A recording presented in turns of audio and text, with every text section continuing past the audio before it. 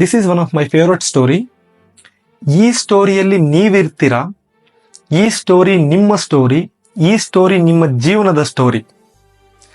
ಏನಪ್ಪಾ ಅಂತಂದ್ರೆ, ನೀವೊಂದು ಮಿಡಲ್ ಕ್ಲಾಸ್ ಫ್ಯಾಮಿಲಿಯಲ್ಲಿ ಹುಡ್ತೀರಾ, ಒಂದು ಬಡತನ ಕುಟುಂಬದಲ್ಲಿ ಹುಡ್ತೀರಾ. ನಿಮ್ಗೊಂದು ಕನಸು ಏನಪ್ಪಾ ಅಂತಂದ್ರೆ, ನಾನು ದೊಡ್ಡವನಾದ್ಮೇಲೆ ಒಂದು ಒಳ್ಳೆ ಕಾರ್ ತಗೊಂಡು ನಮ್ಮೆಲ್ಲ ಫ್ರೆಂಡ್ಸ್ನ ಆ ಒಂದು ಕಾರಲ್ಲಿ ಒಂದು ಟ್ರಿಪ್ ಹೋಗ್ಬೇಕು ಅನ್ನೋ ಒಂದು ಕನಸು ನಿಮ್ಗೆ. ಆ ಕನಸು ಒಂದಷ್ಟು ವರ್ಷಗಳಾದ್ಮೇಲೆ ನನ್ಸಾಗುತ್ತೆ. ಹೆಂಗಾಗುತ್ತೆ ಅಂತಂದ್ರೆ, ನೀವೊಂದು ತಿಂಗಳ ಒಂದಷ್ಟು ದುಡ್ಡನ್ನ ಕೂಡಿಕಿ ಒಂದಷ್ಟು ವರ್ಷಗಳಾದ್ಮೇಲೆ ಒಂದು 20 ಲಕ್ಷದಲ್ಲಿ ಒಂದು ಒಳ್ಳೆ ಲಕ್ಸುರಿ ಕಾರ್ನ ತಗೊಳ್ತೀರಾ.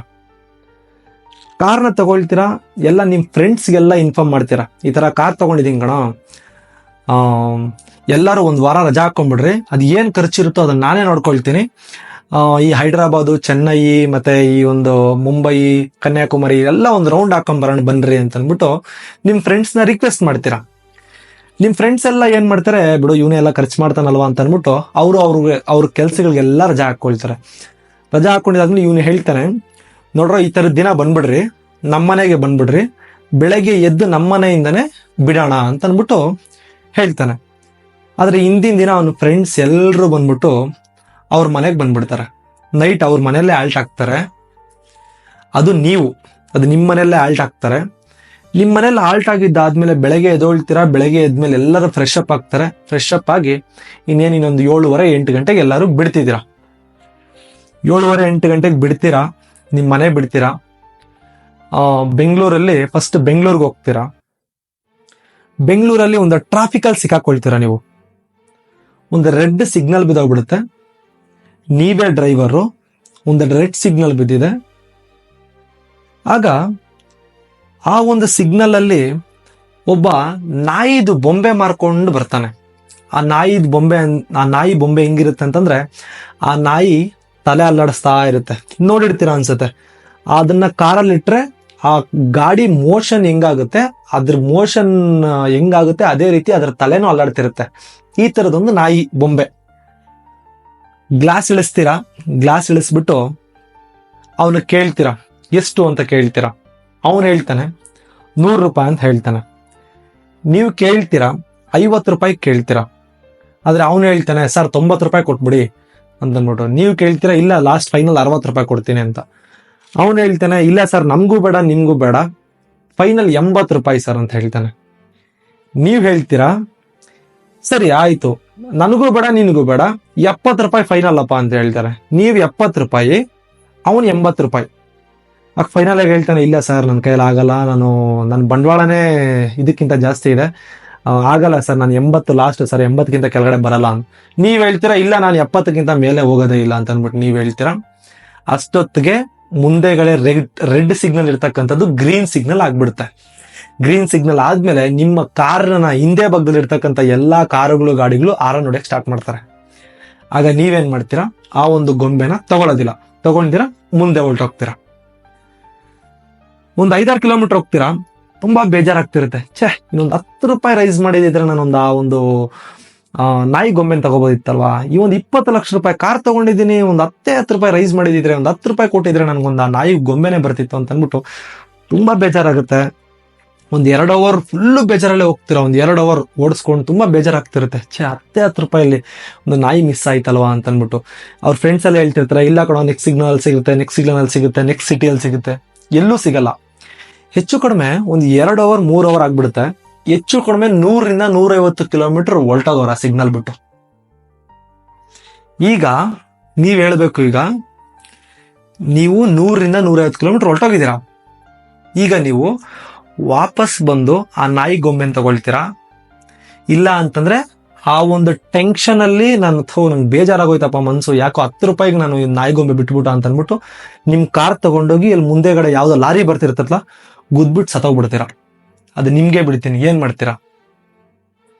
ನೀವ್ ಅಲ್ಲಿಂದ 100-150 ಕಿಲೋಮೀಟರ್ ಇಂದ ಬಂದು ವಾಪಸ್ ಬಂದು ಗೊಂಬೆನೂ ತಗೊಳಲ್ಲ, ಮುಂದೆಗಡೆ ಯಾವ್ದೋ ಒಂದು ಲಾರಿ ಹೋಗ್ತಿರುತ್ತೆ, ಲಾರಿಗೆ ಹೋಗಿ ಗುದ್ದು ಸತ್ತು ಹೋಗಲ್ಲ. ಕರೆಕ್ಟಾ? ಇದಾಗತ್ತೆ. ಮತ್ತೆ ಏನ್ ಮಾಡ್ತೀರಾ, ನಿಮ್ಮ ಒಂದು ಜರ್ನಿನ ಮತ್ತೆ ಕಂಟಿನ್ಯೂ ಮಾಡ್ತೀರಾ. ಮತ್ತೆ ಹೋಗ್ತೀರಾ, ಒಂದು 5 ಅವರ್ ಜರ್ನಿ ಆಗುತ್ತೆ. ನಿಮ್ ಫ್ರೆಂಡ್ಸ್ ಹೇಳ್ತಾರೆ, ಏನ್ ಹೇಳ್ತಾರೆ, ಆ ನಿಲ್ಸೋ ಇಲ್ಲ ಕಾಫಿ ಕುಡಿಯೋಣ ಅಂತ ಅಂದ್ಬಿಟ್ಟು ಕಾಫಿ ಕುಡಿಯಕ್ಕೆ ನಿಲ್ಲಿಸ್ತೀರಾ. ಆಗ ಒಬ್ಬ ಭಿಕ್ಷುಕ ಬರ್ತಾನೆ. ಭಿಕ್ಷುಕ ಬಂದಾಗ ನಿನ್ ಜೇಬಲ್ಲಿ 2 ರೂಪಾಯಿ ಮಾತ್ರ ಇರುತ್ತೆ.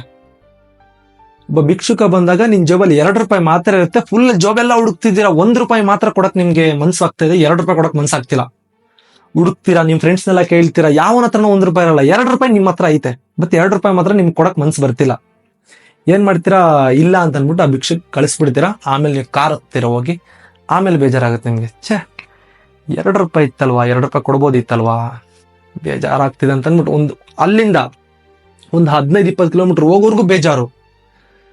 ಅದಾದ್ಮೇಲೆ ಒಂದು 100 ಕಿಲೋಮೀಟರ್ ಹೋಗ್ತಾನೆ, ಅಲ್ಲವರೆಗೂ ಬೇಜಾರು. ಅವ್ರಿಗೆಲ್ಲ ಹೇಳ್ತಾನೆ, ತುಂಬಾ ಬೇಜಾರಾಗ್ತೈತೆ ಕಣ, ಹತ್ರ 2 ರೂಪಾಯಿ ಇತ್ತು, ನಂಗೆ ಕೊಡ್ಬೋದಿತ್ತು, ಬೇಜಾರಾಗ್ತಿದೆ ಅಂತ ಅಂದ್ಬಿಟ್ಟು. ಈಗ ಹೇಳಿ ನೀವು, ಈ ಒಂದು ಇನ್ಸಿಡೆಂಟ್ ಅಲ್ಲಿ ಆ ಒಂದು ಭಿಕ್ಷುಕನ್ಗೆ 2 ರೂಪಾಯಿ ಕೊಡೋದಕ್ಕೋಸ್ಕರ ಮತ್ತೆ 100 ಕಿಲೋಮೀಟರ್ ಸುತ್ತಾಕೊ ಬಂದು ಆ ಭಿಕ್ಷುಕನ್ ಹುಡುಕಿ 2 ರೂಪಾಯಿ ಕೊಡ್ತೀರೋ, ಇಲ್ಲ ಅಂತಂದ್ರೆ ಭಿಕ್ಷುಕ ಹೋದ್ರೆ ಹೋಯ್ತು ಅಂತ ಅಂದ್ಬಿಟ್ಟು ಮುಂದೆ ಹೋಗ್ತಿರೋ? ನಿಮ್ಗೆ ಬಿಡ್ತೀನಿ ಇದನ್ನ. ಯಾವುದೇ ಕಾರಣಕ್ಕೂ ನೀವು 100-150 ಕಿಲೋಮೀಟರ್ ಸುತ್ಕೊ ಬಂದು ಆ ಭಿಕ್ಷುಕನ್ ಹುಡುಕಿ 2 ರೂಪಾಯಿ ಅಂತೂ ಕೊಡಲ್ಲ. ಏನ್ ಮಾಡ್ತೀರಾ, ಮುಂದೆ ಹೋಗ್ತೀರಾ. ಕರೆಕ್ಟಾ? ನಿಮ್ಮ ಜರ್ನಿ ಕಂಟಿನ್ಯೂ ಮಾಡ್ತೀರಾ. ಸೊ ಈ ಒಂದು ಸ್ಟೋರಿ ಇಲ್ಲಿಗೆ ಮುಗೀತು. ಯಾವಾಗೂ ಹೇಳ್ದಂಗೆ ನಾನು ಸ್ಟೋರಿ ಇಲ್ಲಿ ಮುಗಿಲಿಲ್ಲ, ಸ್ಟೋರಿ ಇಲ್ಲಿ ಸ್ಟಾರ್ಟ್ ಆಯ್ತು. ಏನಪ್ಪಾ ಅಂತಂದ್ರೆ, ಇವರು ಒಂದು ಟ್ರಿಪ್ ಪ್ಲಾನ್ ಮಾಡಿದ್ರಲ್ವಾ, ಎಲ್ಲೆಲ್ಲಿ ಪ್ಲಾನ್ ಮಾಡಿದ್ರು, ಹೈದರಾಬಾದ್, ಚೆನ್ನೈ, ಮುಂಬೈ, ಕನ್ಯಾಕುಮಾರಿ ಎಲ್ಲ ಪ್ಲಾನ್ ಮಾಡಿದ್ರಲ್ವಾ. ಈ ಒಂದು ಟ್ರಿಪ್ ಅಲ್ಲಿ ಈ ತರ ನಾಯಿ ಗೊಂಬೆ ಮಾರೋರು ಇರ್ಲಿಲ್ಲ. ಈ ನಾಯಿ ಗೊಂಬೆ ಮಾರೋ ಅಂತ ಒಂದು ಕಾನ್ಸೆಪ್ಟೇ ಇರ್ಲಿಲ್ಲ. ಈ ಒಂದು ಭಿಕ್ಷುಕ ಬರ್ತಾನೆ, ಈ ಒಂದು ಭಿಕ್ಷುಕ ಬಂದ್ಬಿಟ್ಟು ದುಡ್ಡು ಕೇಳ್ತಾನೆ ಅನ್ನೋ ಒಂದು ಮೆಂಟಾಲಿಟಿ, ಈ ಒಂದು ಕಾನ್ಸೆಪ್ಟು ಇರ್ಲಿಲ್ಲ. ಅವ್ರದ್ದು ಮೈಂಡ್ ಟಾರ್ಗೆಟ್ ಏನಾಗಿತ್ತು, ಹೈದರಾಬಾದು, ಚೆನ್ನೈ, ಮುಂಬೈ, ಕನ್ಯಾಕುಮಾರಿ ಇವನ್ನೆಲ್ಲ ಟ್ರಿಪ್ ಮಾಡ್ಕೊಂಡು ಬರ್ಬೇಕಿತ್ತು. ಇದು ಅವರು ಒಂದು ಪ್ಲಾನು. ಸೊ ಇದೇ ಕತೆನ ನಾನು ನಿಮ್ ಜೀವನಕ್ಕೆ ಹೇಳ್ತೀನಿ. ಯಾವನೋ ಒಬ್ಬ ಬಂದ್ಬಿಟ್ಟು ನಿಂಗೆ ಏನೋ ಹೇಳ್ತಾನೆ, ನಿನ್ ಬಗ್ಗೆ ಕೆಟ್ಟದಾಗ ಮಾತಾಡ್ತಾನೆ, ನಿನ್ ಬಗ್ಗೆ ಒಂದು ಊರಲ್ಲಿ ಒಂದಷ್ಟು ಜನಕ್ಕೆ ನಿನ್ ಬಗ್ಗೆ ಕೆಟ್ಟದಾಗ ಹೇಳ್ತಿರ್ತಾನೆ. ಅವನು ಕೆಟ್ಟದಾಗ ಹೇಳ್ದ ಅಂತ ಅನ್ಬಿಟ್ಟು ನನಗೆ ತುಂಬಾ ಬೇಜಾರಾಗ್ಬಿಡ್ತಿದೆ, ನಾನು ಸೂಸೈಡ್ ಮಾಡ್ಕೋಬೇಕು ಅಂತಿದೆ, ಇಲ್ಲ ನನಗೇನೋ ಮೆಂಟಲ್ ಏನೋ ತುಂಬಾ ಬೇಜಾರಾಗ್ಬಿಡ್ತಿದೆ. ನೀವು ಅವನೇನೋ ಹೇಳಿದಕ್ಕೋಸ್ಕರ ಈ ಒಂದು ಭೂಮಿಗೆ ಬಂದಿಲ್ಲಪ್ಪ. ನೀವ್ ಏನೋ ಒಂದು ಮಾಡೋದಕ್ಕೋಸ್ಕರ ಇಲ್ಲಿ ಬಂದಿದ್ದೀರಾ. ನಿಮ್ಮ ಪ್ರಿಯಾರಿಟಿ, ನೀವು ಮಾಡ್ಬೇಕಿರ್ತಕ್ಕಂಥ ಕೆಲ್ಸಗಳು 100 ಇದಾವೆ. ಈ ಒಂದು ಸೊಸೈಟಿಯಲ್ಲಿ ನಿಮ್ ಬಗ್ಗೆ 100 ಮಾತಾಡ್ತಾರೆ ಕಣ್ರಿ. ನೀವು ಬೆಳೀತಿದ್ದೀರಾ ಅಂತಂದ್ರೆ ನಿಮ್ ಬಗ್ಗೆ 100 ಮಾತಾಡ್ತಾರೆ. ಮಾತಾಡ್ಲಿ. ನೀವು ಅದಕ್ಕೆಲ್ಲ ಆನ್ಸರ್ ಕೊಟ್ಕೊಂಡು ಹೋಗ್ತಿದೀಯ ಅಂತಂದ್ರೆ ನಿಮ್ಮ ಒಂದು ಗುರಿನ ರೀಚ್ ಆಗೋದಕ್ಕೆ it will take lot of time, ತುಂಬಾ ಟೈಮ್ ಹಿಡಿಯುತ್ತೆ. ನೀವ್ ಎಲ್ಲರಿಗೂ ಆನ್ಸರ್ ಕೊಟ್ಕೊಂಡು ಹೋಗ್ತೀನಿ ಅಂತಂದ್ರೆ, ಜನ 100 ಮಾತಾಡ್ಲಿ ಕಣ್ರಿ ನಮ್ ಬಗ್ಗೆ. ನೀವು ಬೆಳೀತಿದ್ದೀರಾ ಅಂತಂದಾಗ ಜನ 100 ಮಾತಾಡ್ತಾರೆ, ತಲೆ ಕೆಡಿಸ್ಕೊಳಕ್ ಹೋಗ್ಬೇಡಿ. ಸೊ ನನ್ನೊಂದು ಸಣ್ಣ ಒಂದು ಇನ್ಸಿಡೆಂಟ್ ಹೇಳ್ತೀನಿ. ನಾನೊಂದು 9ನೇ ಕ್ಲಾಸ್ 10ನೇ ಕ್ಲಾಸಲ್ಲಿ ಓದ್ತಿದ್ದೆ. ನನ್ನ ತಾಯಿ ಸಮಾನ ಅವರೊಬ್ರು ಒಂದು ಅಂಗಡಿಯಲ್ಲಿ ಕೂತ್ಕೊಂಡು ಒಂದು ಮಾತು ಹೇಳ್ತಾರೆ ನನಗೆ. ನೋಡೋ, ನಿಮ್ಮಪ್ಪ ಇಷ್ಟು ಕಷ್ಟ ಬೀಳ್ತಿದಾರೆ, ನೀನ್ ದೊಡ್ಡವನಾದ್ಮೇಲೆ ಒಂದು 15-20 ಸಾವಿರ ಸಂಬಳ ತಗೊಂಡು ನಿಮ್ಮಪ್ಪ ನಿಮ್ಮಮ್ಮನ ಚೆನ್ನಾಗಿ ಸಾಕ್ಬೇಕು ಕಣೋ ಅಂತ ಅಂದ್ಬಿಟ್ಟು ಒಂದು ಮಾತು ಹೇಳ್ತಾರೆ. ಅದೇ ಅಂಗಡಿಯಲ್ಲಿ ಒಬ್ಬ ಪಕ್ಕದಲ್ಲಿ ಕೂತಿರ್ತಾನೆ. ಅವನು ಏನ್ ಹೇಳ್ತಾನೆ ಅಂತಂದ್ರೆ, ಇವನ್ ಮುಖ ನೋಡು, ಇವನು 15-20 ಸಾವಿರ ಕೆಲ್ಸಕ್ಕೆ ಹೋಗ್ತಾನ, ಇವನು ಫಸ್ಟ್ SLC ಪಾಸ್ ಮಾಡಕ್ ಹೇಳು ಅಂತ ಅನ್ಬಿಟ್ಟು ನನ್ನ ಬಗ್ಗೆ ಮಾತಾಡ್ತಾನೆ. ಯಾಕೆಂದ್ರೆ ಆಗ ನಾನು ಅವ್ನಿಗೆ ಏನೋ ರಿಯಾಕ್ಟ್ ಮಾಡ್ಲಿಲ್ಲ, ಯಾಕೆಂದ್ರೆ ನಾನು ರಿಯಾಕ್ಟ್ ಮಾಡೋವಂಥ ಸಿಚುವೇಶನ್ ಅಲ್ಲಿ ನಾನು ಇರ್ಲಿಲ್ಲ. ಈಗ ಅವನ ಆನ್ಸರ್ ಏನು ಅಂತಂದ್ರೆ, ನಾನು ಯಾವ ಒಂದು ಸ್ಟೇಜ್ ಅಲ್ಲಿ ಇದ್ದೀನಿ ಅವನು ಅದೇ ಆನ್ಸರು. ಇವತ್ತಿಗೂ ಅವನು ಏನ್ ದುಡಿತಿದ್ದಾನಲ್ವಾ ಅಷ್ಟು ನಾನು 1 ತಿಂಗಳು ಟ್ಯಾಕ್ಸ್ ಕಟ್ತೀನಿ ನಾನು.